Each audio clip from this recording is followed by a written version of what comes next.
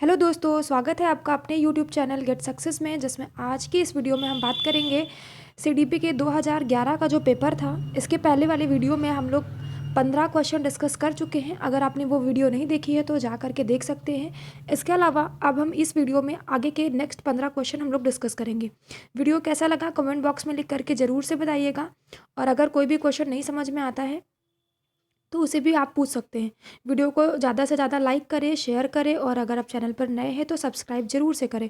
Okay, चलिए फिर start करते हैं। आज का पहला क्वेश्चन और 2011 का ये पेपर है, जो कि बाल विकास का पेपर है। सीटेट के लिए बहुत ज़्यादा इंपॉर्टेंट होगा, बहुत ज़्यादा हेल्प मिलेगी आपको जो आपका आने वाला एग्जाम है उसमें। तो देखते हैं, पहला क्वेश्चन हमारा है कि कृतिका अक्सर घर में ज़्यादा बात नहीं करती है लेकिन विद्यालय में काफ़ी बात करती है। ठीक है, यह क्या दर्शाता है? अक्सर बहुत सारे बच्चे होते हैं घर पर ज़्यादा बात नहीं करते हैं लेकिन विद्यालय में बात करते हैं। तो यह क्या दर्शा रहा है कि क्या शिक्षकों की मांग होती है कि बच्चे विद्यालय में खूब बात करें? ऐसा होता है क्या? कृतिका जो अपना घर बिल्कुल पसंद नहीं करती है, क्या कृतिका को अपना घर बिल्कुल भी पसंद नहीं है, या फिर उसके विचारों के विद्यालय में मान्यता मिलती है, या फिर अगला नेक्स्ट चौथा ऑप्शन है विद्यालय हर समय बच्चों को खूब बात करने के अवसर देता है। तो यहाँ पर बिल्कुल पॉजिटिव आंसर लगाना है। सी वाले ऑप्शन में बात बच्चा कोई भी कहाँ पर करना पसंद करता है? जब उसके विचारों को सुना जाता है, उसको मान्यता मिलती है, उसके विचारों पर तुरंत ही उसे डांट नहीं लगा दी जाती है। जब भी कोई भी उसकी बात को सुनता है तो वो अपने विचारों को व्यक्त करती है। तो सी वाला ऑप्शन यहाँ पर बिल्कुल सही है। अगर नहीं समझ में आता है क्वेश्चन तो कमेंट बॉक्स में लिख करके जरूर से पूछ लीजिएगा। क्वेश्चन नंबर 17 हमारा क्या कहता है कि अगर एक शिक्षक को अपने विद्यार्थियों की क्षमताओं को समझने का प्रयास करना चाहिए, निम्नलिखित में से कौन सा क्षेत्र इस उद्देश्य के साथ संबद्ध है?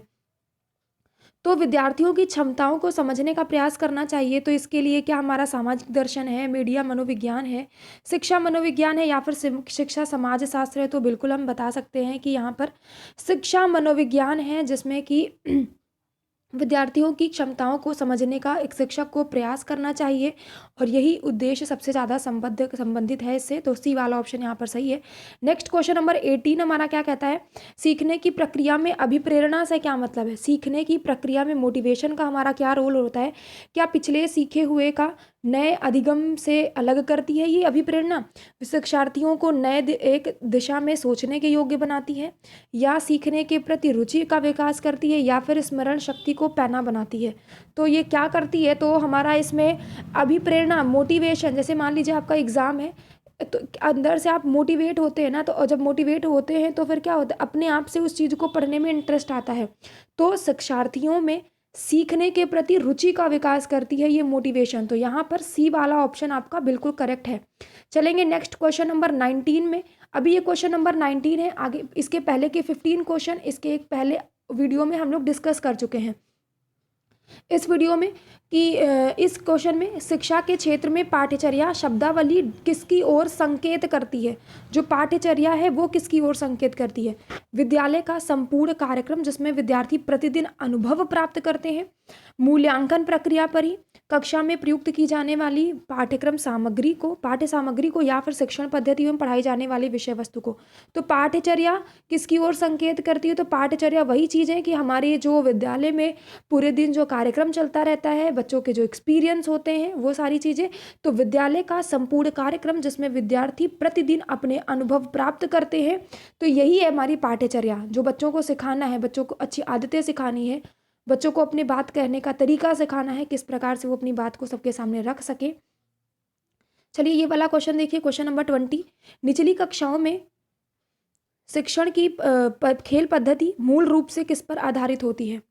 सबको पता है कि खेल विधि, छोटे बच्चों के लिए खेल विधि सबसे ज़्यादा इम्पॉर्टेंट होती है, और इसी के माध्यम से बच्चे जो है और भी अच्छा सीखते हैं। तो यह किस पर आधारित होती है? शिक्षण पद्धति के सिद्धांतों पर आधारित है, विकास और वृद्धि के मनोवैज्ञानिक सिद्धांतों पर, समाजशास्त्रीय सिद्धांतों पर, या फिर शारीरिक शिक्षा कार्यक्रमों के सिद्धांत पर? अगर यहाँ पर बात किया जा रहा है कि शिक्षण की खेल विधि आधारित किस पर होती है, तो ये हमारा जो, ताकि बच्चे का विकास भी अच्छे से हो और वृद्धि भी बहुत अच्छे से हो, इस वजह से वृद्धि और विकास के मनोवैज्ञानिक सिद्धांतों पर ये आधारित होती है शिक्षण की खेल पद्धति। लेकिन ये खेल विधि एक प्रकार की शिक्षण विधि भी है। अगर विधियों में बात करते हैं तो शिक्षण विधि एक होती है, लेकिन यहाँ पर ये आधारित किस पर होती है? ताकि बच्चे का पूरी तरीके से विकास और वृद्धि अच्छे से हो सके, इसलिए इसके मनोवैज्ञानिक सिद्धांतों पर आधारित है।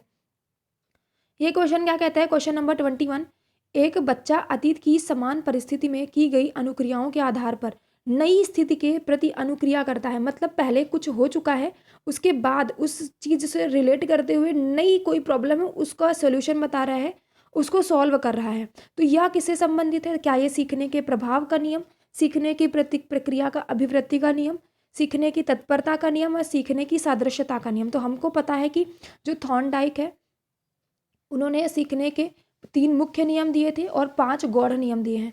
तो जो पहले हो चुका है उसका बाद में प्रतिक्रिया की बात की जा रही है।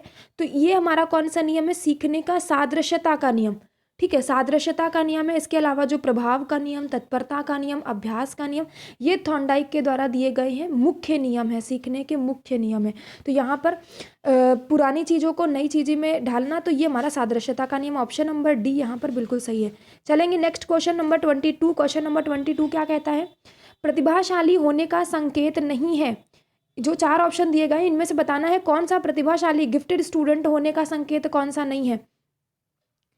दूसरों के साथ झगड़ना, अभिव्यक्ति में नवीनता, जिज्ञासा या फिर सृजनात्मक विचार। तो हम देख सकते हैं दूसरों के साथ झगड़ना ये कोई भी प्रतिभाशालिता की निशानी नहीं है। इसके अलावा बच्चा अगर अभिव्यक्ति में नवीनता है, अपने आप को एक्सप्रेस बहुत अच्छे से कर सकता है, जिज्ञासु है या फिर उसके विचार बहुत ही ज़्यादा क्रिएटिव हैं, तो ये सारी प्रतिभाशालिता का गुण है। पहला वाला ऑप्शन हमारा बिल्कुल भी संकेत नहीं करता है, तो ए वाला ऑप्शन यहाँ पर बिल्कुल सही है। चलेंगे नेक्स्ट क्वेश्चन नंबर 23 क्या कहता है? विशेष आवश्यकता वाले बच्चों को शिक्षा उपलब्ध कराई जानी चाहिए। विशेष आवश्यकता वाले बच्चों को, तो हमको पता है कि समावेशी शिक्षा की बात की जा रही है अपने देश में, अपने यहाँ पर 2009 में आ गई थी। ठीक है, समावेशी शिक्षा की बात की जा रही है यहाँ पर। तो समावेशी शिक्षा क्या कहती है कि कैसा भी बच्चा हो, हमें क्या करना है?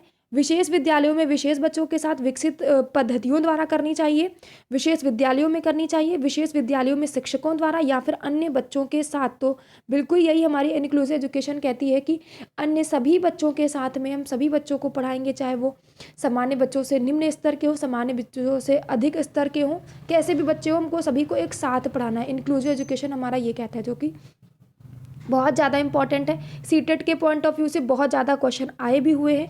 देखते हैं ये वाला क्वेश्चन, क्वेश्चन नंबर 24, आकलन को उपयोगी और रोचक प्रक्रिया बनाने के लिए डैश के प्रति सचेत होना चाहिए। किसके प्रति सचेत होना चाहिए? विद्यार्थियों को बुद्धिमान और या फिर औसत शिक्षार्थी की उपाधि दे दो तो फिर वो उपयोगी और रोचक बन जाएगा हमारा आकलन, हमारा असेसमेंट। शैक्षिक और सहशैक्षिक कार्यों में विद्यार्थी के सीखने के बारे में जानकारी प्राप्त करने के लिए विविध तरीकों को प्रयोग करना चाहिए ताकि बच्चा जो है अच्छे से सीखे। उपयोगी इस तरीके से बनाएंगे। या फिर फीडबैक देने के लिए तकनीकी भाषा का प्रयोग कर दें तो फिर बच्चा आकलन बहुत ज़्यादा उपयोगी हो जाएगा, रोचक हो जाएगा, इंटरेस्टिंग हो जाएगा। अलग अलग विद्यार्थियों की अगर तुलना करें तो तुलना तो हमें बिल्कुल करना ही नहीं है। सबसे बड़ी चीज़ तुलना करना नहीं है। औसत बुद्धि को उपाधि देंगे नहीं कि आप इंटेलिजेंट हो, आप सबसे बेकार हो, तो ये करना नहीं है। तकनीकी भाषा का प्रयोग करने से क्या मतलब है? अगर अच्छा कर रहे हैं तो आप फीडबैक नॉर्मली भी दे सकते हो। अगर आकलन को उपयोगी और रोचक दिखाना है तो शैक्षिक और सहशैक्षिक क्षेत्रों में विद्यार्थी के सीखने के बारे में प्राप्त जानकारी के विविध तरीकों को प्रयोग करना कि किस जगह पर कैसी वाली टेक्निक का वो इस्तेमाल कर रहा है, तब हम हर तरीके से उसका एसेस करेंगे कि बच्चे को समझ में आया है या फिर नहीं आया है। बी वाला ऑप्शन हमारा बिल्कुल सही है क्वेश्चन नंबर 24 के लिए। चलेंगे नेक्स्ट क्वेश्चन नंबर 25 हमारा क्या कहता है? क्वेश्चन नंबर 25 है डिसलेक्सिया किससे संबंधित है? ठीक है, डिसलेक्सिया मतलब कि पढ़ने से संबंधित है। हम लोगों को पता ही है कि डिसलेक्सिया हमारा पठन विकार है, तो दूर से देख करके ही मतलब ऑप्शन दिख जाता है, हमें पूरा ऑप्शन पढ़ने की भी जरूरत नहीं है। डिसलेक्सिया पठन विकार से संबंधित है। बाकी गणितीय वणितीय तो आपको पता ही है कि डिस्कैलकुलिया हो जाता है। ठीक है, बाकी सब कुछ पता है। डिस्थीमिया हमारा नाव से संबंधित होता है। डिस्ग्राफिया लेखन से संबंधित होता है। इसके अलावा डिस्ग्राफिया हमारा शारीरिक विकार से भी संबंधित होता है। तो ये सारी चीज़ें बहुत ज़्यादा इंपॉर्टेंट है, हमारे एग्ज़ाम के लिए पूछी गई हैं और आगे आने वाले एग्ज़ाम के लिए भी पूछी जा सकती हैं। तो आप सभी लोग ज़रूर से इन्हें पढ़ के जाइए। बच्चों को की सीखने की प्रक्रिया में माता पिता को कैसी भूमिका निभानी चाहिए? तो सबसे बड़ी चीज़ की सबसे पहली गुरु या फिर सबसे पहले टीचर तो माँ ही होती है। माता पिता को कैसी भूमिका निभानी चाहिए? तो बिल्कुल एक्टिवली पार्टिसिपेट करना चाहिए। और अग्रोन्मुखी सबसे ज़्यादा इम्पोर्टेंट माता पिता की भूमिका होती है, क्योंकि बच्चा तो 6 घंटे या 7 घंटे ही विद्यालय में रहता है, इसके अलावा पूरे टाइम अपने माता पिता के साथ रहता है। तो पहला वाला ऑप्शन हमारा यहाँ बिल्कुल सही है। चलेंगे नेक्स्ट क्वेश्चन, क्वेश्चन नंबर 27। विकास कभी ना समाप्त होने वाली प्रक्रिया है, यह विचार किससे संबंधित है? तो सबको पता है कि विकास जो डेवलपमेंट होता है वो कभी भी समाप्त नहीं होता है। जब से जन्म होता है और जब तक मृत्यु नहीं हो जाती है तब तक हमारा विकास होता रहता है। ठीक है, 2 प्रकार के विकास होते हैं, शारीरिक विकास। विकास तो अगर देखा जाए तो बहुत सारे प्रकार के हो सकते हैं, मतलब कि सांवेगिक विकास, शारीरिक विकास। लेकिन अगर बात करें किसी ना किसी प्रकार का विकास तो हमेशा होता ही रहता है। शारीरिक विकास एक टाइम पर रुक जाता है, इसके अलावा लेकिन emotional development, mental development, cognitive development, ये सारी चीज़ें हमारे, इमोशनल डेवलपमेंट, ये सारी चीज़ें हमारी होती रहती हैं। ठीक है, मोरल डेवलपमेंट। ठीक है, तो ये सब चीज़ें होती रहती हैं। यह विचार किससे संबंधित है? तो निरंतरता का सिद्धांत है, एकीकरण का सिद्धांत है, अंतःक्रिया का सिद्धांत है, या फिर अंतः संबद्ध का सिद्धांत है। तो विकास कभी भी नहीं समाप्त होता है। इसका मतलब क्या है कि ये जो है निरंतरता का सिद्धांत है, ये जीवन पर्यंत हमारा विकास होता रहता है। और विकास का सिर्फ मतलब फिजिकल डेवलपमेंट से नहीं है, मोरल डेवलपमेंट, कॉग्निटिव डेवलपमेंट, इन सभी चीज़ों से है। ठीक है, तो चलते हैं नेक्स्ट क्वेश्चन नंबर 28। सीखने के अंतःदृष्टि सिद्धांत को किसने बढ़ावा दिया था? अंतः सूझ या अंतर्दृष्टि का सिद्धांत हमको पता ही है, सूझ या अंतर्दृष्टि का सिद्धांत किसके द्वारा दिया गया था? तो गेस्टाल्टवादियों के द्वारा सूझ या अंतर्दृष्टि का सिद्धांत दिया गया था। तो डी वाला ऑप्शन यहाँ पर बिल्कुल सही है। तो और इसके अलावा जीन पियाजे ने संज्ञानात्मक विकास का सिद्धांत दिया, वाइगोत्स्की ने सामाजिक और सांस्कृतिक विकास का सिद्धांत दिया। अब कमेंट बॉक्स में आप लिख करके बताइएगा कि ये पावलव का सिद्धांत किसके द्वारा दिया गया था, आपको बताना है ये।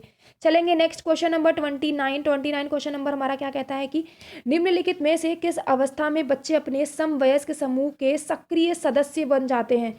सक्रिय सदस्य बनते हैं। ठीक है, तो वो प्रौढ़ावस्था है, पूर्व बाल्यावस्था है, बाल्यावस्था या किशोरावस्था है। तो सक्रिय सदस्य बन रहे हैं, तो बिल्कुल सही बात है, किशोरावस्था है, जिसको स्टेनले हाल ने तनाव और तूफान की अवस्था कह दिया है। तो इस किशोरावस्था में ही बच्चे जो है अपने समूह के, ग्रुप के सक्रिय सदस्य बन जाते हैं। एक ये लास्ट क्वेश्चन 2011 के पेपर का, 2011 का पेपर ये चल रहा था, जो कि जून में हुआ था, 26 जून को हुआ था। 2011 का पेपर है ये, पेपर 1 है। वीडियो कैसा लगा, आपका रिवीजन कैसा हुआ, या फिर 15 में आपसे कितने सही किए हैं? अगर इसके पहले के 15 क्वेश्चन देखने हैं तो इसके पहले वाला वीडियो आया था, 2019 के भी 15 क्वेश्चन हम लोग डिस्कस कर चुके हैं एक वीडियो में। आप सभी वो सब रिवाइज कर सकते हैं धीरे धीरे करके। आप सिर्फ 2011 से 2019 तक का पेपर कर लीजिए, आपका एग्जाम बहुत ही अच्छा होगा। चलिए देखते हैं ये वाला क्वेश्चन, बच्चों के बौद्धिक विकास की 4 विशिष्ट अवस्थाओं के बारे में। तो बौद्धिक विकास, संज्ञान की बात कर रहे हैं, तो 4 विशिष्ट अवस्थाएं किसके द्वारा दी गई? तो ये दी गई थी हमारे जीन पियाजे के द्वारा दी गई थी। एरिक एरिक्सन का तो मनोसामाजिक विकास का सिद्धांत है, जिनकी 8 स्टेजेस थी। स्किनर का तो क्रिया प्रसूत अनुबंधन का सिद्धांत, जिसमें रीइंफोर्समेंट की बात की थी। ठीक है, और कोहलबर्ग का सिद्धांत सबको पता ही है, नैतिक विकास का सिद्धांत। तो 4 इसमें, और इनकी तो कोहलबर्ग की 3 स्टेजेस थी, एरिक एरिक्सन की 8 स्टेजेस थी, स्किनर की स्टेजेस की बात नहीं की है। अभिक्रमित समायोजन का सिद्धांत भी, अधिगम की बात भी स्किनर ही करते हैं। तो क्वेश्चन नंबर 30 का ये सी वाला ऑप्शन बिल्कुल करेक्ट है। वीडियो कैसा लगा बिल्कुल कमेंट बॉक्स में लिख करके बताइए। और ये यहाँ से कंप्लीट होता है आपका 2011 का ये CDP का पेपर, जिसमें कि हम लोग पूरा एक से लेकर के पूरे 30 क्वेश्चन हम लोग डिस्कस कर चुके हैं। ओके, चलिए ठीक है, फिर मिलते हैं नेक्स्ट वीडियो में। वीडियो को लाइक करना, शेयर करना, सब्सक्राइब करना बिल्कुल मत भूलिएगा। और हमारा यहाँ से पेपर कंप्लीट होता है। Okay, thank you so much, bye bye, take care.